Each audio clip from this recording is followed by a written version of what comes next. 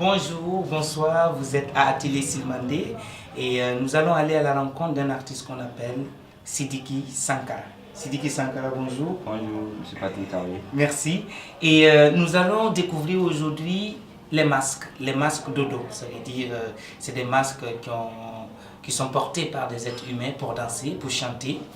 Et ces masques sont tellement faciles à construire que Sidiki va nous montrer comment et avec quel instrument, quels sont les objets qu'il faut utiliser pour fabriquer des masques. Sidiki, oui. Dis-nous. Pour les matériels qu'il nous faut, il y a la mousse. Oui. On a la mousse qu'on peut transformer de manière qu'on veut. Et il y a des ciseaux ordinaires. Oui. Pour le découpage. Oui. Les petits cailloux. Ah, des petits cailloux. Ok. Il y a la colle. De la colle. De la mousse. Il y a les calebasses. Il y a les peintures acryliques et puis les pinceaux. Ok. C'est pas beaucoup d'éléments, hein. Juste de la mousse, des ciseaux, des petits cailloux, de la colle, des petites calebasses qu'on retrouve ici en Afrique, on peut l'amener partout, des ciseaux et de la colle. Et de la peinture, bien sûr. Alors, on va se dire comme ça qu'on va aller direct, pratique. Vous allez voir.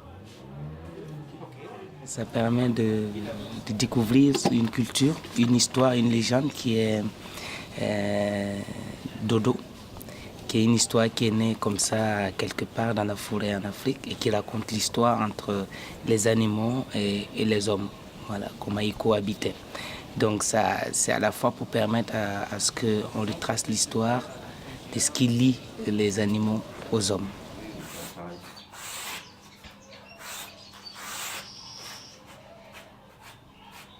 Les ateliers sont très simples, vraiment très simples, parce que première des choses, on explique aux enfants bien sûr comment ça se passe, avec des matériaux tout simples qu'on peut retrouver, de la mousse, ciseaux, de la colle et un peu de marqueurs et tout est fait. On peut faire plusieurs animaux de la forêt, ça veut dire on peut par exemple faire les éléphants, on peut faire le buffle, on peut faire les gazelles, les antilopes, la souris, les lièvres et tout ce que la tortue. Ça dépend aussi du temps qui nous est donné.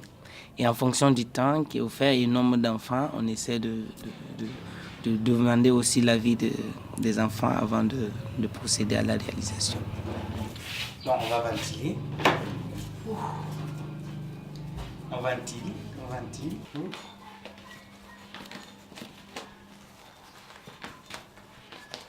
Ce genre d'atelier, je pense, ça permet de développer bien sûr certains sens dans l'enfant, sont l'attention, sont aussi le fait de découper, la justesse dans certaines choses, l'initiative de faire soi-même, la découverte et aussi tout ce qu'on peut faire ensemble, avec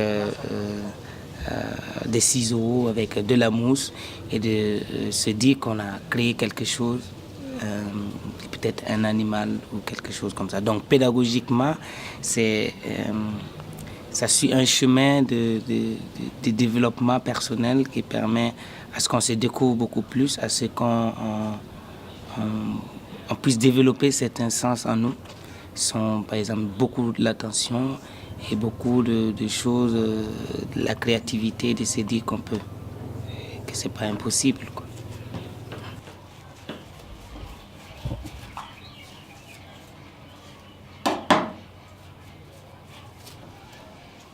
Comme ça. Alors voici notre éléphant presque fini, vu d'en face, vue de profil et vue de derrière. Alors, dis-nous Sidiki. Maintenant, il faut les yeux. Ok. Donc c'est là qu'on utilise les petits cailloux dont on parlait au début. Ok. Ces ateliers ne sont pas que pour les enfants, c'est aussi pour des adultes parce que c'est la réalisation de certaines choses. Apprendre à faire quelque chose qu'on pourra transmettre à nos enfants. Et un week-end ou un dimanche, se mettre avec son enfant ou avec plein d'autres enfants à réaliser des choses pour eux, je pense que c'est aussi un grand plaisir pour l'adulte.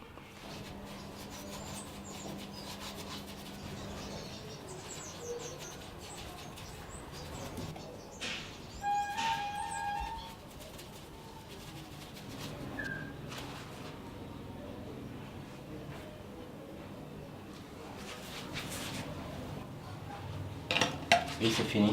Voilà. Mhm. Merci beaucoup à Sidiki Sankara. Merci pour ce moment de partage. Et vous pouvez nous rejoindre et visiter notre site web qui est patrickcablé.com/Silmandé ou encore notre page Facebook qui est Atelier Silmandé. Et on espère se retrouver chez vous. Tchuss!